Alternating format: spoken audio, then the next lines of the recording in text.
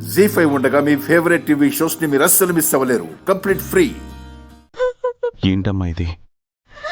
ఆడపిల్లని చెప్పి అబార్షన్ చేయించుకోవడం తప్పు కదా? తప్పే అన్నా, కానీ ఇప్పటికే 2 ఆడపిల్లలు పుట్టారు. ఈసారి ఆడపిల్ల అంటే మా అత్తగారు మా ఆయన నన్ను వదిలేస్తామంటున్నారు. ఆడపిల్లంటేనే అదృష్టం అమ్మా. ఆ అదృష్టం విలువ మీ వాళ్ళకి తెలియడం లేదు. ఆడపిల్లంటే భారం అనుకోవడం చాలా తప్పుడు ఆలోచన. తల్లిదండ్రుల్ని కూతురు ప్రేమించినంతగా ఇంకెవరూ ప్రేమించలేరు. ఇంటి పేరు నిలబెడతారని వారసులని కొడుకుల్ని పెంచుతారు. కానీ కొంతమంది కొడుకులు తల్లిదండ్రుల్ని భారంగా భావించి నడి వీధిలో వదిలేస్తున్నారు. కానీ భారం అనుకుని పెంచినా సరే ఏ కూతురు ఆ పని చేయదు.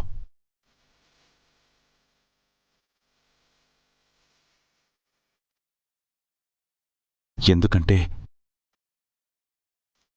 ఆడపిల్ల పుట్టుకతోనే ప్రేమ, అభిమానం తనతో తెచ్చుకుంటుంది. పెరిగే కొద్దీ పెంచుకుంటుంది.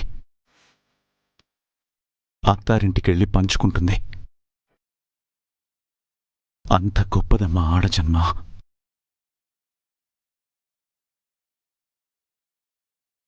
ఎవరిదాకో ఎందుకు? నీ గురించి నువ్వే ఆలోచించుకో. నువ్వు మీ అమ్మా నాన్నల్ని, తోడబుట్టిన వాళ్ళని, అత్తింటి వాళ్ళని ప్రేమగా చూసుకోవట్లేదా? నీ వాళ్ల కోసం కష్టపడట్లేదా? ప్రతి మగవాడి జీవితంలో అమితమైన ప్రేమని పంచే ముగ్గురుంటారు. ఒకరు అమ్మ, 2 భార్య, 3వది కూతురు. ఈ ముగ్గురు ఉన్న మగాడి జన్మ దేవుడిచ్చిన వరం.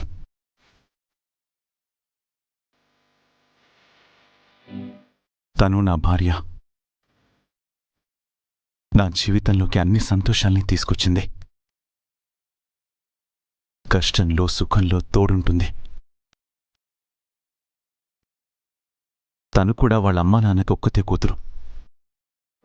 కానీ కొడుకు కంటే ఎక్కువగా ప్రేమించి వాళ్ళని గౌరవంగా చూసుకుంటుంది. ఆడజన్మ కంటే మించిన గొప్ప జన్మ వేరే ఏముంటుందమ్మా? ఈ విషయం మీ ఆయనకు అర్థమయ్యేలా చెప్పు. అర్థం చేసుకుంటే అదృష్టవంతుడవుతాడు. లేదంటే అతన్ని మించిన దురదృష్టవంతుడుండడు. నా భర్త నన్ను వదిలేస్తే ఎట్టా అన్న బతికేది? ఇప్పుడు అబార్షన్ చేస్తే ప్రమాదం అని తెలిసి ప్రాణాలకి తెగించి సిద్ధపడ్డావు. ఆ తెగింపు, ధైర్యమేదో నీ పిల్లల్ని పెంచి పోషించడంలో చూపించు. వాళ్లే నీ జీవితానికి గొప్ప తోడవుతారు. నిజంగా నీకు అంత కష్టమే వస్తే నా దగ్గరికి రమ్మా. నా తోబుట్టులా చూసుకుంటాను. నీ బ్రతుక్కి దారి చూపిస్తాను.